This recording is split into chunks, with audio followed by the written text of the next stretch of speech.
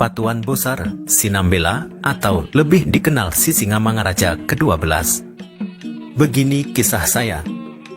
Saya Patuan Bosar Sinambela atau dikenal Sisingamangaraja ke-12 lahir pada tanggal 18 Februari 1845 merupakan seorang raja dari negeri Toba dan pejuang yang berperang melawan Belanda selama 30 tahun. Saya diangkat oleh pemerintah Indonesia sebagai pahlawan nasional Indonesia pada tanggal 9 November 1961. Saya sekaligus sebagai Singamangaraja terakhir dari dinasti Singamangaraja. Setelah kematian saya, tidak ada lagi penerus dinasti Singamangaraja di Bakara. Saya berasal dari dinasti Singamangaraja yang bermula dari salah satu keturunan si Raja Oloan. Si Raja Oloan memiliki 6 orang putra yaitu Naibaho, Sihotang, Bakara, Sinambela, Sihite, dan Simanulang. Kemudian, Sinambela memiliki 3 orang putra, salah satunya adalah Raja Bona Ni Onan. Raja Bona Ni Onan menikah dengan seorang Boru Pasaribu. Anak dari Raja Bona Ni Onan adalah Raja Manghuntal yang kemudian mengawali dinasti Singamangaraja sebagai Sisingamangaraja pertama. Saya naik tahta sebagai raja pada tahun 1876 untuk menggantikan ayah saya Sisingamangaraja ke-11 yang bernama Raja Sohawan Sinambela. Sebagai seorang Singamangaraja, saya juga berperan sebagai raja dan imam. Penobatan saya sebagai maharaja di negeri Toba bersamaan dengan dimulainya politik pintu terbuka Belanda dalam mengamankan modal asing yang beroperasi di Hindia Belanda. Belanda sendiri berusaha untuk menanamkan monopolinya atas kerajaan saya. Politik yang berbeda ini mendorong situasi selanjutnya untuk melahirkan Perang Tapanuli yang berkepanjangan hingga puluhan tahun. Pada tahun 1873, Belanda melakukan invasi militer ke Aceh melalui Perang Aceh. Kemudian, Belanda melanjutkan invasi ke Tanah Batak pada 1878. Para raja di kampung Batak yang beragama Kristen menerima masuknya Hindia Belanda ke Tanah Batak. Sementara Raja Bakara, yaitu saya, yang memiliki hubungan dekat dengan Kesultanan Aceh, menolak dan menyatakan perang.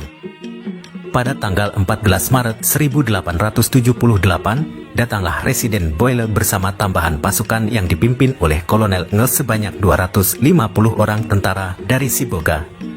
Pada 1 Mei 1878, Bakara yang merupakan pusat pemerintahan saya diserang oleh pasukan kolonial. Pada 3 Mei 1878, seluruh Bakara telah ditaklukkan, namun saya beserta pengikut saya dapat menyelamatkan diri dan terpaksa keluar mengungsi. Sementara yang tertinggal di Bakara dipaksa Belanda untuk bersumpah setia dan kawasan tersebut dinyatakan berada dalam kedaulatan Hindia Belanda. Walaupun Bakara telah ditaklukkan, saya terus melakukan perlawanan secara gerilya. Hingga akhir Desember 1878, beberapa kawasan seperti Butar, Labu Siregar, Nagasaribu, Huta Ginjang, Gurgur juga telah ditaklukkan oleh pasukan kolonial Belanda.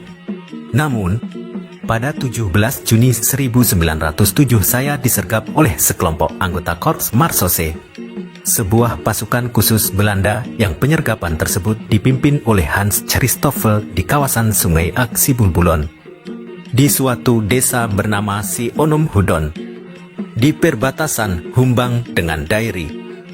Saya menghadapi pasukan Korps Marsose sambil memegang senjata pisau gajah dompa. Saat saya sedang melakukan perlawanan, seorang penembak jitu mendaratkan tembakan ke kepala saya, tepat di bawah telinga. Menjelang nafas terakhir, saya tetap berucap, "Ahu Sisingamangaraja."